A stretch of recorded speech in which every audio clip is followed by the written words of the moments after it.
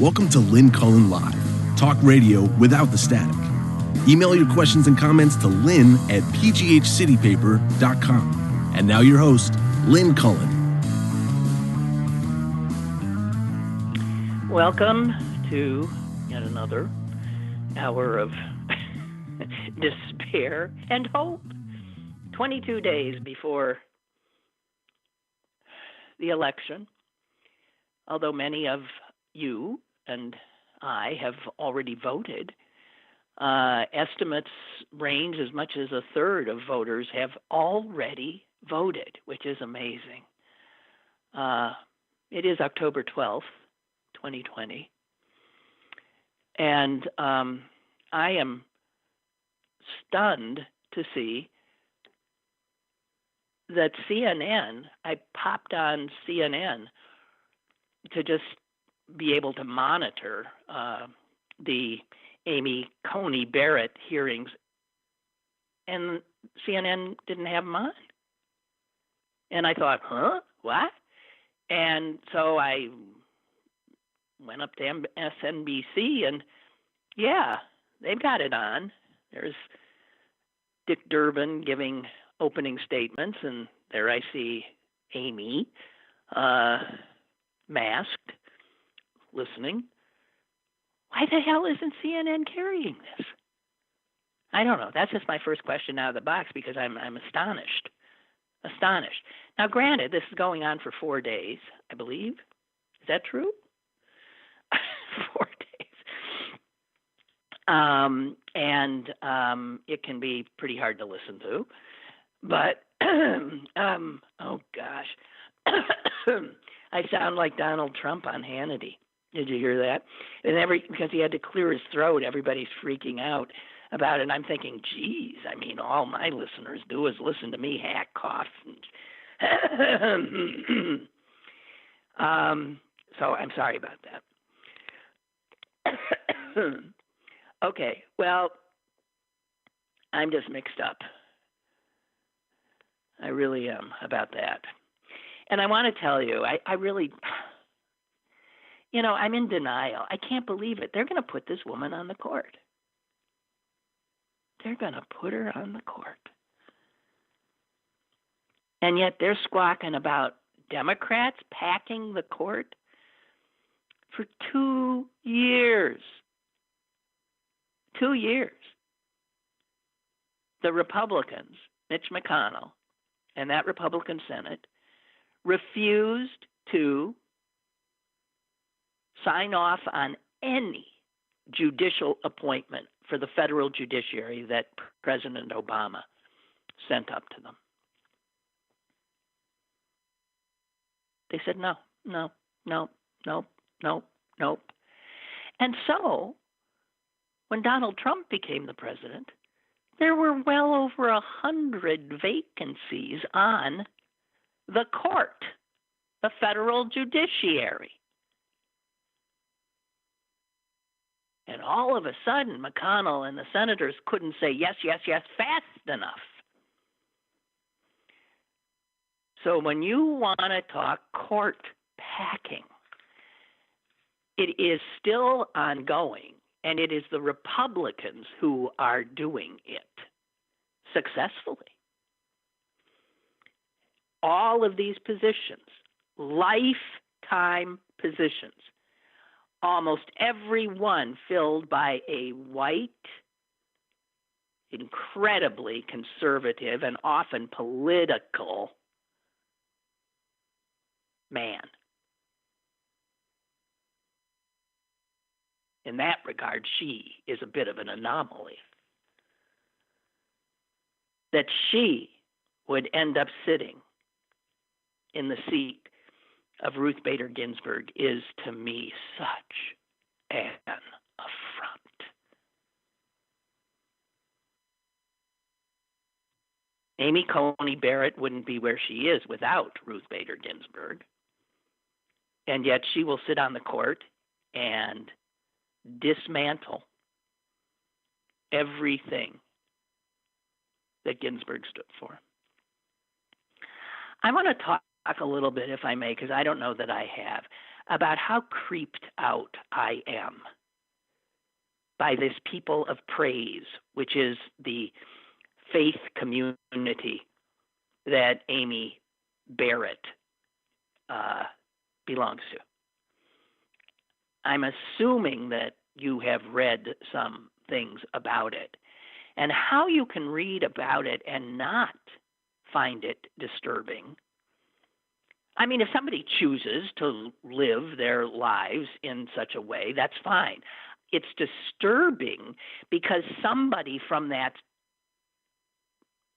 environment having so much power over the lives of all the rest of us is, to me, chilling.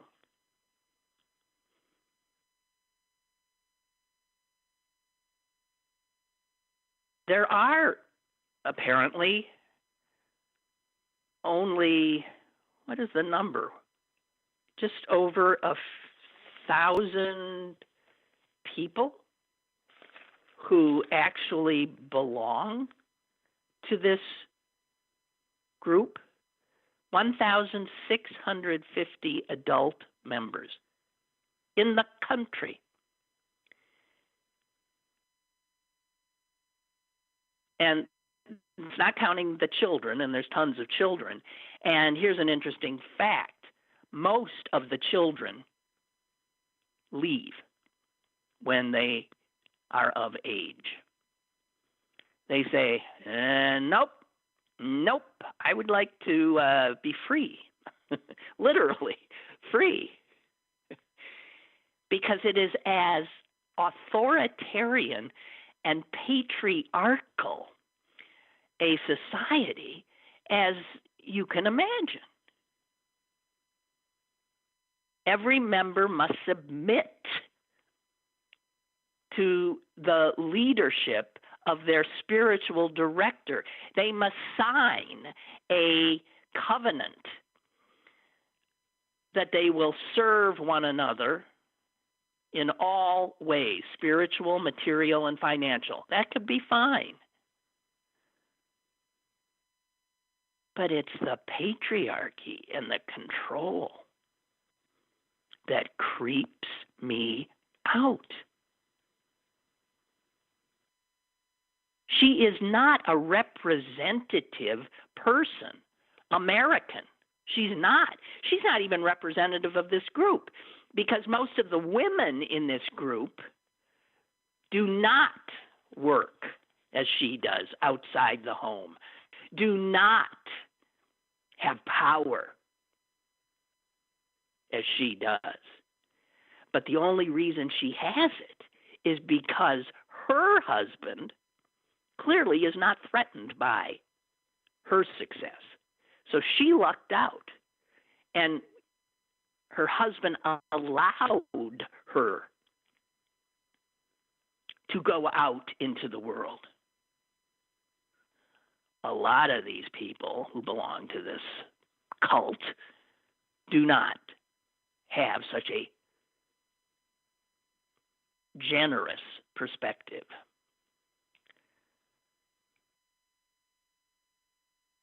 Young people are often pressured to drop out of school, to turn down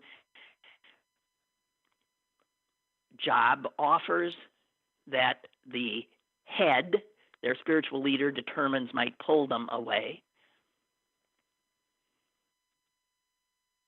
It is such an un-American kind of the people who want her there are the same people who squawk about individual freedom. And here is a woman who surrenders her individual freedom to her husband.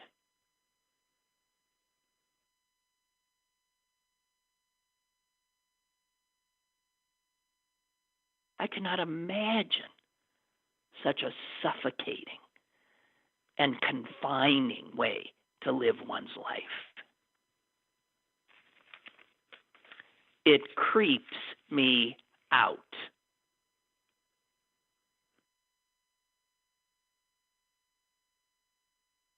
Most of the group's members are technically Catholic, and yet they do a lot of the charismatic Christian stuff. They speak in tongues.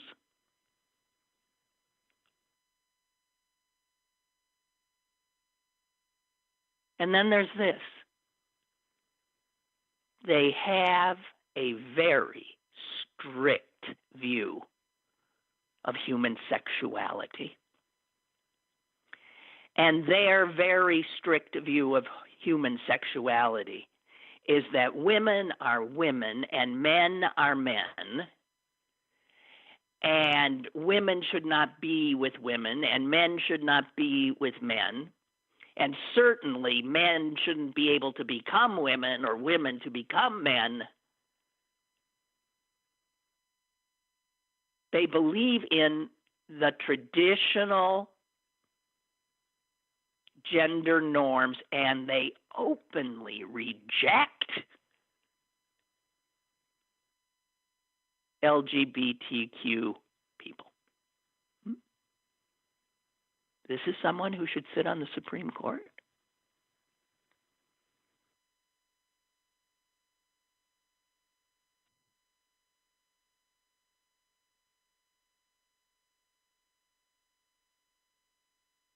I'm blown away by it.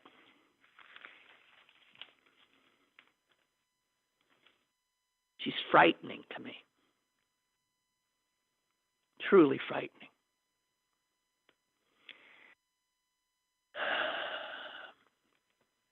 So, and it's a done deal. Incredible. Little Tony says, I dropped off my ballot on Friday in person at the Allegheny County office building. When I check the state's election ballot status with the site, it shows the ballot receive space empty. It shows when they mailed it, but not that they received it.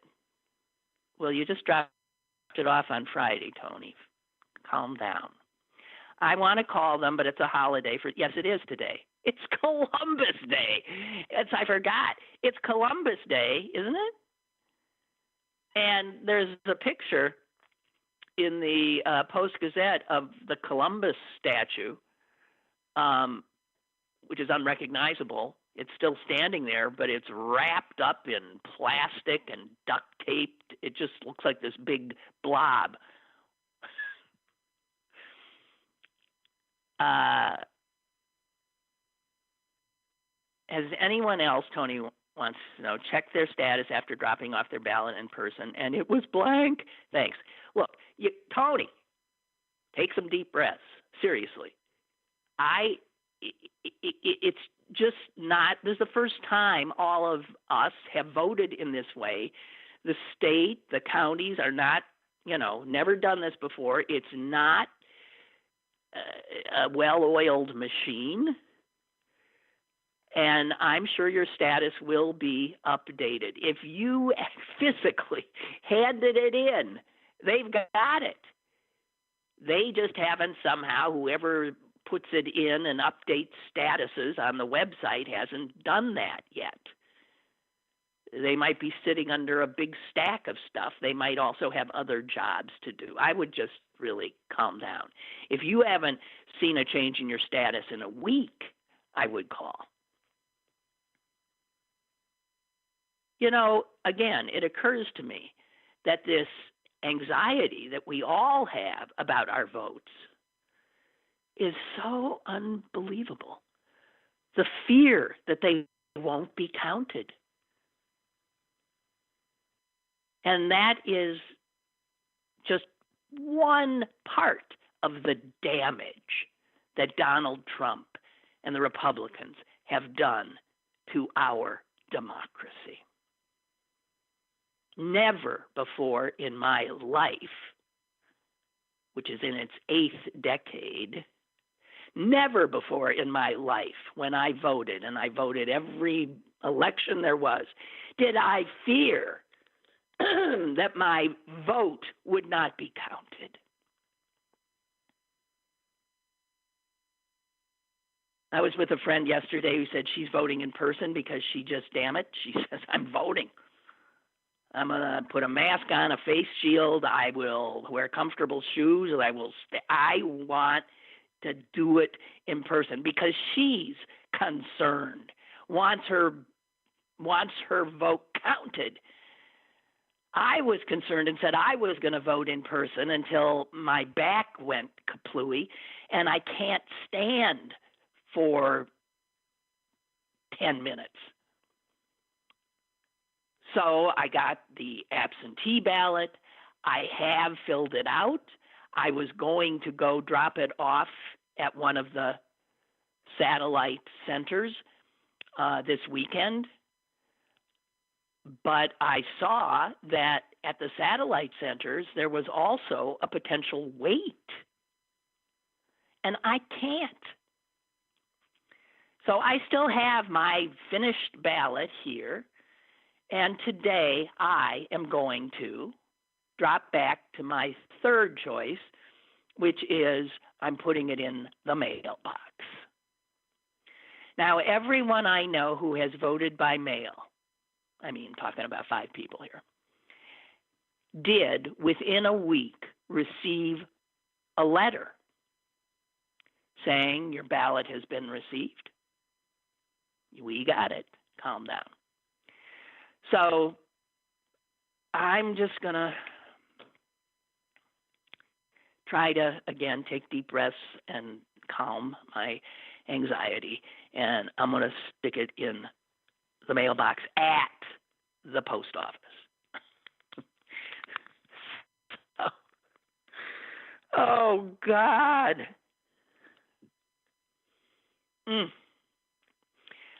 Speaking of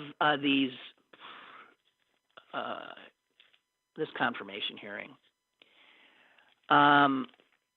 last week I saw a piece, and I didn't find the time to share it with you, and then I saw other news outlets pick up on it. And it has to do with the fact that media are uncomfortable and loath to report about the mental acuity of office holders.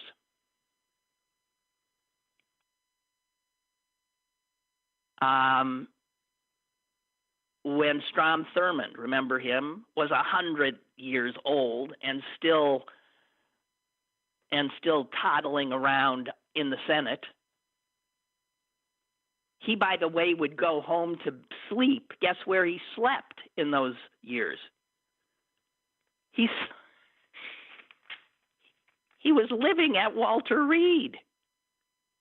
He was living in a hospital.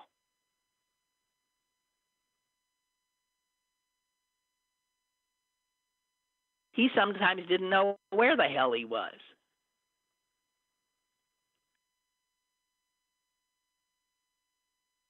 Remember Thad Cochran? That would happen just a few years ago. That's another Republican senator from the South. And he was chair of the Appropriations Committee. And he apparently was so disoriented at times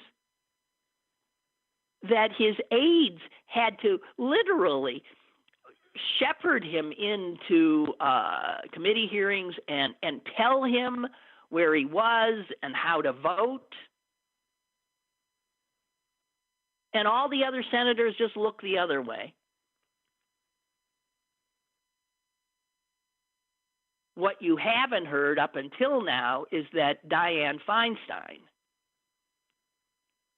who is the ranking Democrat on the committee that is right now listening to the would-be Supreme Court justice,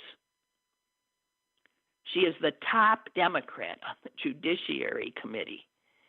And by all accounts, she is not quite the sharpest knife in the drawer anymore. She always, this woman has had an extraordinary career.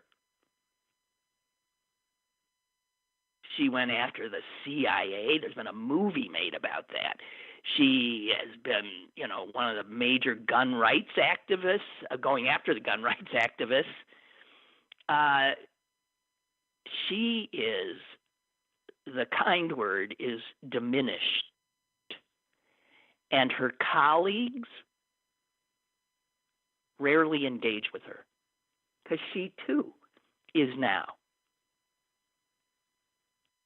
out of it. Not all the time, but some of the time.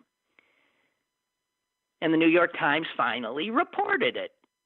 And they said she appears, colleagues and Senate aides privately worry that she sometimes appears bewildered or disengaged.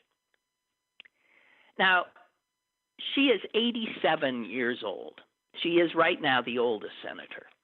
But there are sure a ton of people right behind her in the House and the Senate, and they're leading both of our parties.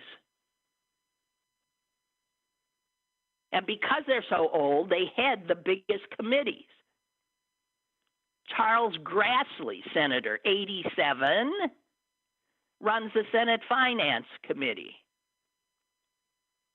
Over in the House, who do the Democrats have? They got Steny Hoyer. They got James Clyburn. They're both over 80. The head of the Armed Services Committee is 85. The head of the Appropriations Committee is 86. Makes Joe Biden look like a youngster.